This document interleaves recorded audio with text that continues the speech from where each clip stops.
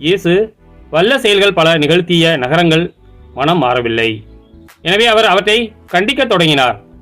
கொரேசின் நகரே, ஐயோ உனக்கு கேடு! பெத்சாய்தா நகரே, ஐயோ உனக்கு கேடு!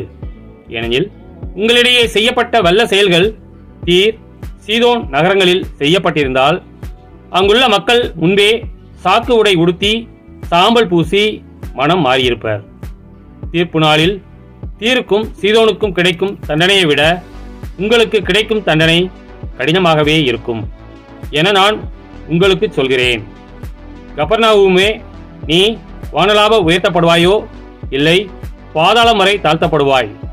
ஏனெனில் உன்னிடம் செய்யப்பட்ட வல்ல செயல்கள் சோதோமில் செய்யப்பட்டிருந்தால் அது இன்று வரை நிலைத்திருக்குமே. தீர்ப்பு நாளில் சோதோமுக்கு கிடைக்கும் தண்டனையை விட உனக்கு கிடைக்கும் தண்டனை கடினமாகவே இருக்கும் என நான் உங்களுக்கு சொல்கிறேன் என்றார்.